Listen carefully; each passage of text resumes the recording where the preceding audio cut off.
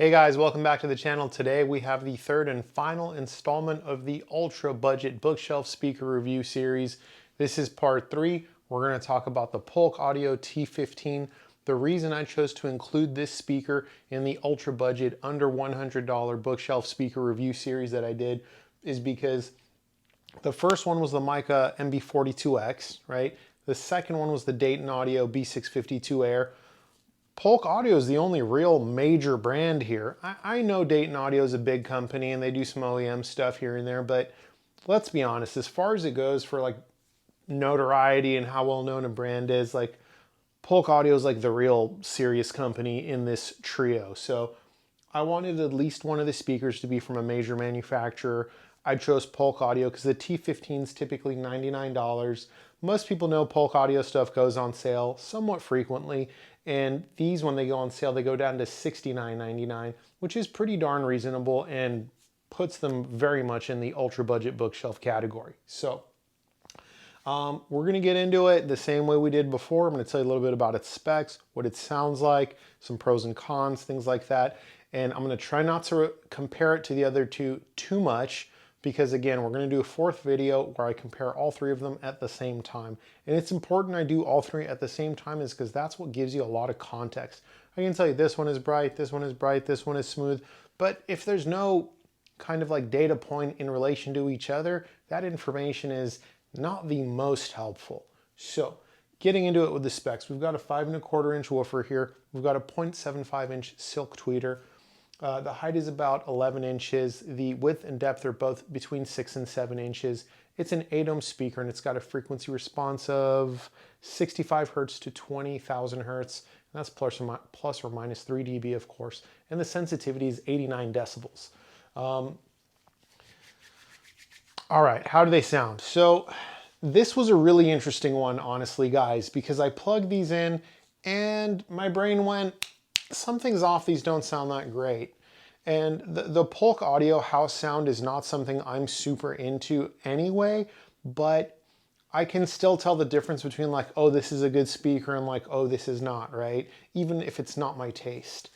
And this was something different that was occurring. I was in my bedroom because that's where I break in most of my speakers. I let them play up there for usually a few days while I'm at work and stuff like that so that no one can ever say, oh, you didn't give the speaker a fair chance, you know, it didn't have enough hours on it or whatever.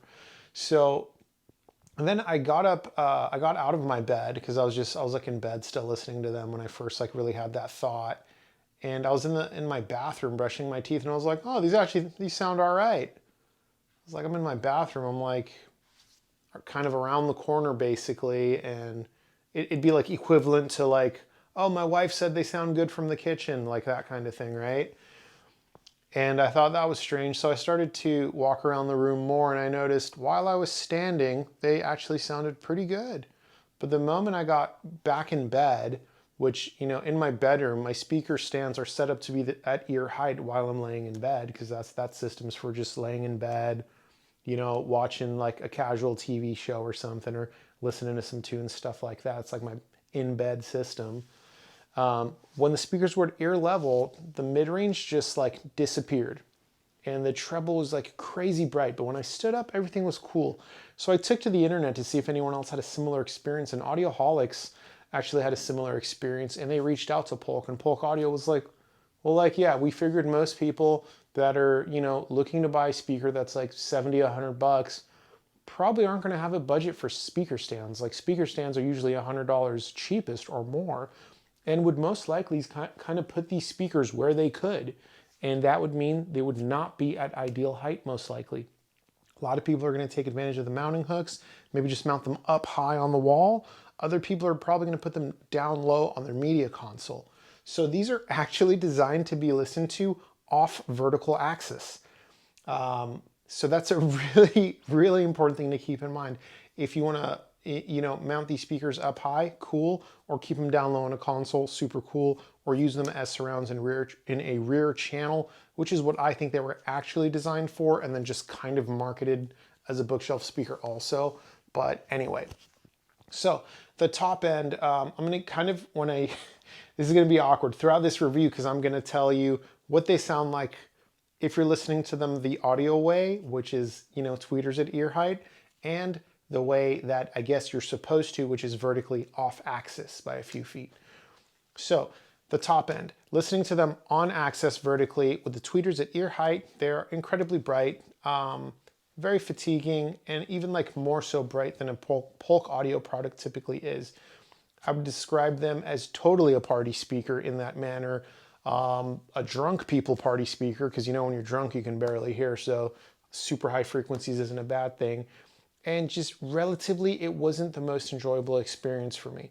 Could I turn down the treble with the tone controls? Of course, absolutely, but I did leave them flat for most of it, or maybe -1 decibel. I think I did as well. But then when I elevated them up higher, what I did is I just put another pair of speakers underneath them to kind of simulate what they would sound like if they were to be wall mounted closer to TV height.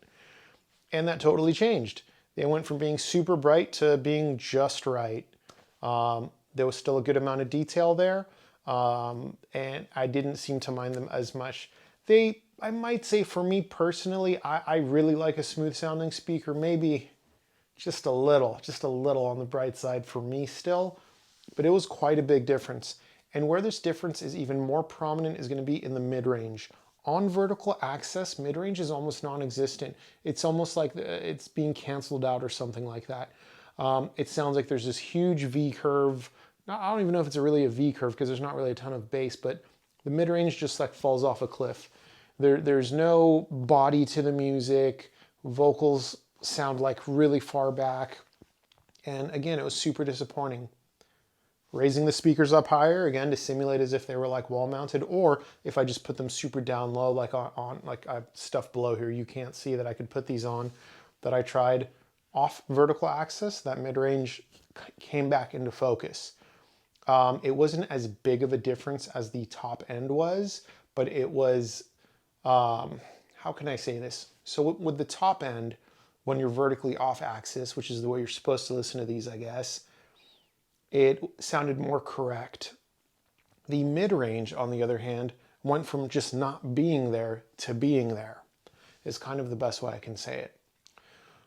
Moving on to bass. Bass is kind of interesting because Polk Audio, I gotta say, your marketing team, I got a bone to pick with you guys because I went on your website and you described this thing as having deep and punchy bass, and I get it. I really do understand. To some degree, it is advertising. But guys, come on. It has okay bass, don't get me wrong. Deep and punchy. I'm pretty sure the website says incredibly deep and punchy. Anyway, the bass is going to be okay.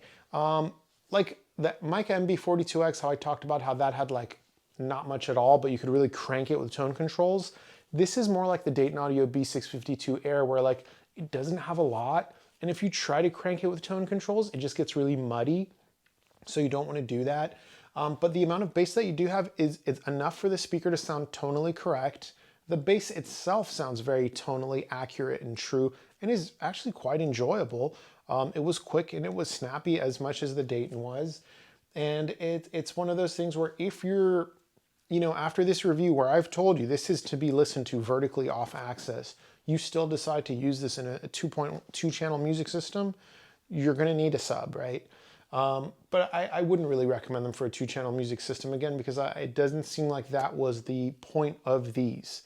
Now, you might be asking at this point, then why are we reviewing them on a YouTube channel that's for bookshelf speakers for 2-channel stereo? Well, they're not really advertised as, home theater only speakers, or that they should be listened to off vertical axis. That's like nowhere in the literature. They're advertised like a lot of bookshelf speakers are, like for music, for theater, like whatever, and I already bought them with my own money and they've already arrived and I've already listened to them and they're going to be part of this review. And I think if you're in the under $100 category looking for speakers, I think there's a good chance that a lot of you are going to come across these and think that these are going to be a good option. So I think other people are considering them, so I'm going to review them, but I'm just going to point out what their actual intention is. Overall, though, the sound from top to bottom is one of those things, though, while it was not my taste, it is something that with time I was able to actually enjoy. Some songs did sound very, very good. Other songs, not so much. And again, it's because that more kind of like forward sound Polk audio products typically have. I like a much smoother, much more refined sound, but that's just me perfectly. That's just me personally. I think there's a lot of people that will like the sound of this speaker. If you like more of like a V curve, you're definitely gonna like this speaker. If you like tilted up top end, you're gonna like this speaker. Now, remember how I said the mica was more on the sharp sounding on the top end and the Dayton was more on the smoother sound? By the way, I'm assuming you've seen the other two videos by now because this is part 3. The top end is not gonna be sharp and it's not gonna be smooth. It's kind of right in the middle. And from top to bottom, it is a good speaker, right? It is. Let's get into the pros and cons real quick. Pros. This actually has a really, really good finish on it. It's a like there's a good texture to this like vinyl wrap black wood ash finish. It feels good when you touch it. It feels, dare I say, real. The way the grill mounts, I really like. It's actually spaced out about 1/4 of an inch. That kind of gives it a high-end appearance. I don't know if you can see it on the one that's off to the side. I'll just grab and give it a little turn. I don't know if you guys can see that. I hope you can. But, and also the grill is like curved, so it does have like a nice high-end look to it. Some other pros, let's see here. Proper 5-way binding posts. I am a very big fan of that. It does have the keyhole mount to be wall mounted. And there is actually some like heft to them when you pick them up. They do feel quite sturdy, as I would expect from a major brand like Polk Audio. It doesn't look like they skimped anywhere, I guess, is the best way I can say it. Like with the mica, you pick it up, you're like, oh wow, this is super light. The vinyl wrap on the mica is like super thin. The vinyl wrap on the Dayton is super thin. And you're like, I can see where they tried to save money. The Dayton uses spring terminals. This doesn't look like a product that they cheaped out anywhere, right? And that's, I guess, one of the pros that comes with buying from a brand that's like much larger, has a big name to protect and things like that. So, yeah, those are the pros. So the cons, there's not a lot. There's just 2. One is the vertical off axis versus on axis performance being so wildly different. I think it's cool that they did that. I think a lot of people will actually use them vertically off axis. If I'm being completely honest, guys, upstairs in my living room, I use DynaAudio M10 speakers, and they are shoved into my media console, and I listen to them off axis vertically. So, you know, if I were to be redoing my living room upstairs over again, I'd probably go with something like these because these are designed for that, and that's pretty cool. A lot of people, you know, their living room can't accommodate a big complex theater setup, or maybe there's a Wi-Fi acceptance factor, or maybe there's like children running around and they're just like, I just want to shove some speakers in a media console or tuck them away out of sight. They're definitely not going to be at ear height, and I want them to sound good. These are designed for you guys. So it is a super cool thing, but you have to know that because listening to them on axis can be fatiguing and the mid-range will be missing. So that's a con, but arguably a pro if it's right for you. The only other con is they put a sticker right here from the factory. It says some like marketing jargon. I've since taken it off, of course. And that like really bothered me because there's like a bunch of leftover glue still here. And you know, with these like vinyl wrapped speakers, they're not super durable. I'm not sure if I'd feel like comfortable taking Goo Gone to that or like rubbing really hard to get it off. I can't see it really. I mean, I can see it, don't get me wrong. I don't know if I doubt you guys can. It's right here. If I touch it, I don't know if you could hear that. I think you can. But it's left a sticky finish, and I gotta say, I feel like a speaker company that's been making speakers for as many years as Polk Audio has knows better than to slap a sticker on the side of a speaker. That could have just as easily been a note card that was included in the box to say whatever it was they wanted to say. It wasn't even anything important. It was something like, congrats, these speakers are awesome, enjoy. It was something like that. And it was a cool touch, just being like literally stickered to the side of the speaker. Super crappy. It's a big bummer there. Oh, there is one more pro actually I want to talk about.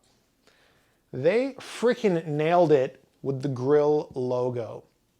The grill logo is something I'm very particular about, and it might be a little bit difficult to see, but I'm going to show this to you up close.